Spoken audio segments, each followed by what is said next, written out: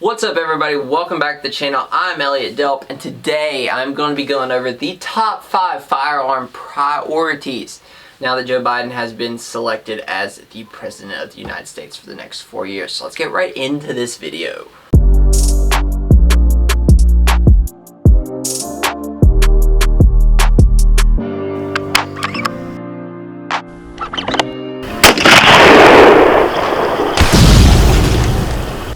So, like I said before the intro roll, we're going to be going over my top 5 priorities for the firearms that you should pick up here soon before you may or may not be able to get them again.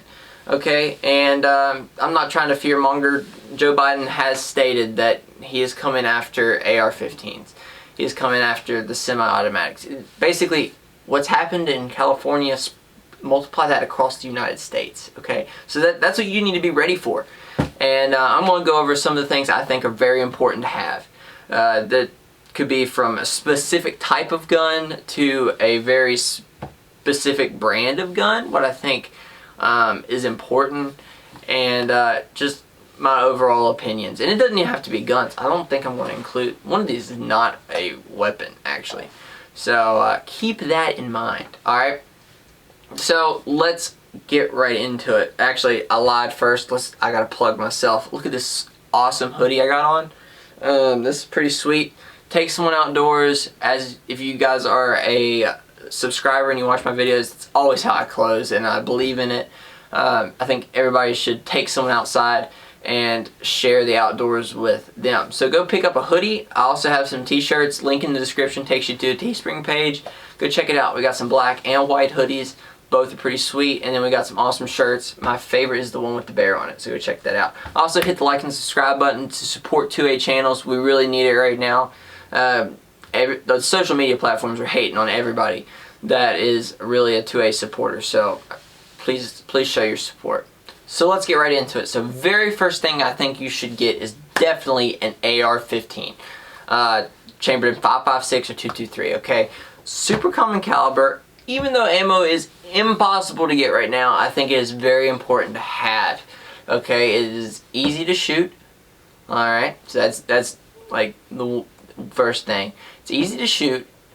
It is powerful enough to take down small to medium game for any reason. Alright, fantastic for self-defense. Alright, and who knows what might happen. You know what I'm saying? So I mean, you should have one, especially if you're just getting into firearms. I would really recommend it. And I have videos on AR-15s, top 5 budget AR-15s will be popping up somewhere up top. So go check that out. I really recommend it, especially if you do not already have one, okay? So that's my first one, and it's kind of a duh, everybody should own an AR-15. Alright, so the second one, and despite one of my other videos, it gets more hate than I know why. I don't even understand why it gets so much hate. I even say in the video to go buy one. Buy yourself an AR-10. So this AR-10 right here.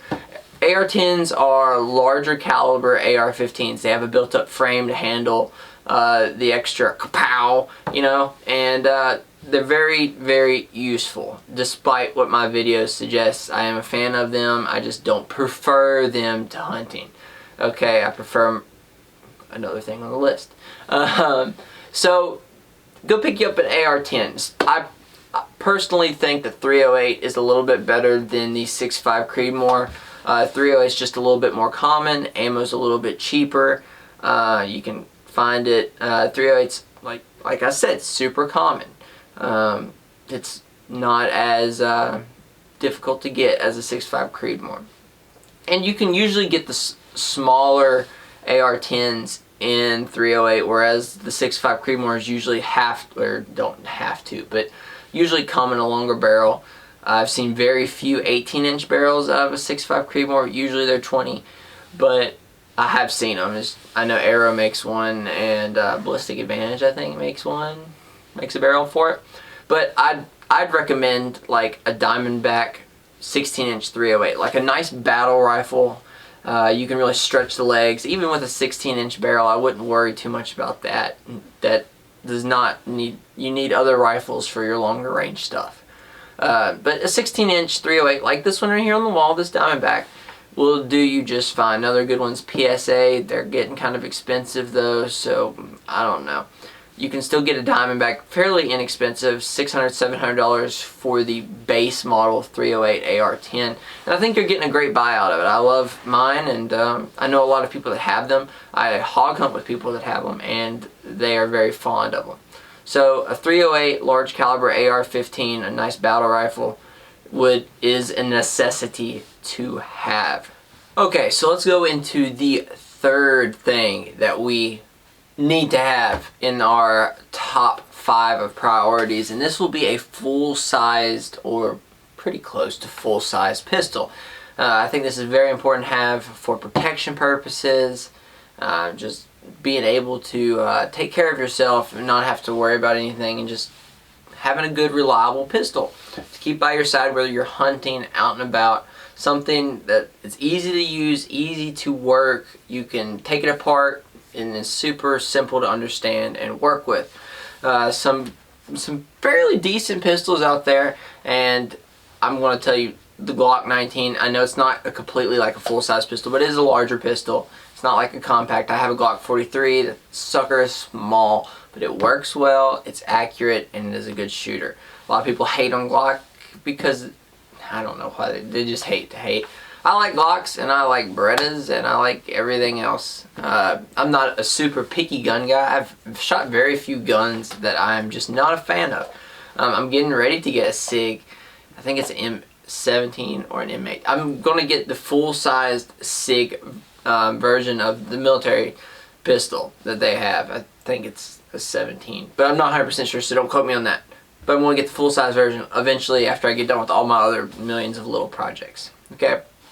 So I think a very, very nice, reliable, full-sized pistol, large magazine capacity, I'm talking like 15-ish, is probably around the range I would look for quality. Get something nice, get something you can rely on, don't cheap out, okay? And don't cheap out on the other stuff too, because you don't know if you're going to be able to get this ever again. So keep that in mind when you're shopping for this stuff. Buy once, cry once, you know what I'm saying? Bite the bullet right there on that first paycheck, and then you don't have to worry about it ever again, unless you keep buying stuff like I do. Sad moment. Anyway, let's move on to the fourth thing, and this is not a firearm per se. This is kind of a firearm. I would say stock up on uppers. That's going to be hard to get as well. Complete uppers for your AR-15s. I would spread out the calibers. I'd find stuff like, I'm a big fan of the 6.5 Grendel. I'm a super big fan of it. It is a little bit bigger. You're really touching the line there before you need to cross into the larger platforms. So 6.5 Grendel is legal to hunt with here in Virginia, which is what makes me such a big fan of it. And you can fit in the smaller AR-15 platform, and I really like that. Get you a longer range shooter, 224 Valkyrie or the 6mm ARC, something that can really reach out there, and then get you another spare 5.56 upper if you can. Like, I think you should just be stocked up on your spare uppers. And that's what's one of the great things about the AR-15. You can pop off the upper and put another one right back on. You're good to go. Have one with a red dot, have one with a low power variable, have one with a scope on, like a longer range scope. Just spread your options out there and get those semi-automatic upper receivers while you can, and get something nice. Build you one if you have to. Put a nice barrel in it, put a nice bolt in it, trick it out. But make sure you have something you can depend on. Make sure you have something, if you can never buy it again, that you're happy with it. I think that's very, very important. Okay, so the fifth thing is kind of like, you don't need it, but I recommend you go get it. I think everyone should have a suppressor of some sort. Suppressors are regulated, so I guess it's kind of like a double-edged sword. You let the government know you have a suppressor, which is a bad thing, but then you also get a suppressor, so I don't know. The hope with the suppressor is it's grandfathered if anything ever happens to it. Suppressors are really useful in hunting scenarios and shooting scenarios. They're easy on your ears. There's really no reason I feel that suppressors should be as regulated as they are, but they are. But I think everyone should own one. At the time you're watching this, I will have applied for my first suppressor, and I think it's really important that you get out there and you do it if you can. If you have the means to do it. Suppressors are expensive. You got to pay $1,000 for a suppressor, $200 tax stamp, then $100 to a lawyer if you want to do a trust or whatever it may be. Might probably be more than $100. My lawyer was $100, but that's one thing you should look into doing is the suppressor. Okay, so I think that really rounds out the top 5. There's mainly stuff that's on the brink of discussion. There's other things that I think everyone should have, like nice bolt-action rifles, shotguns. But really the semi-automatic stuff, the tactical stuff, is what's coming under fire and what will be under fire in this next administration. That's not propaganda. It says it on his website. So it is what it is. But I hope you guys enjoyed the video. I hope you found it informative. Please go check out the merch, the Take Someone Outdoors merch, especially the sweatshirt. Sweatshirt's my favorite thing on the website. There's like 4 t-shirts and there's 2 sweatshirts. Sweatshirts have the exact same design on them, and one's black, one's white. They're nice. I really, really recommend it and think you should go check it out. Alright, hit the like and subscribe button if you found the video useful. 2A channels, like I said before, are constantly under scrutiny, so you should show your support when you can to everybody that you appreciate, that you like, and you learn from. These 2A channels make no money on YouTube, okay? So you just showing your support and helping them grow does more than you know. Every time I hit a milestone in my subscriber count, I appreciate it, and one of these days I want to give back to you guys. I don't know what that's going to be, but I love every single one of you guys that watch these videos. I don't make any money from this. YouTube doesn't pay me anything. All my videos just get limited. So please show your support in the like and the comment section and the subscription section. Alright? So I think that about does it. As always, guys, you know the deal. Take someone outdoors. I will see y'all next time.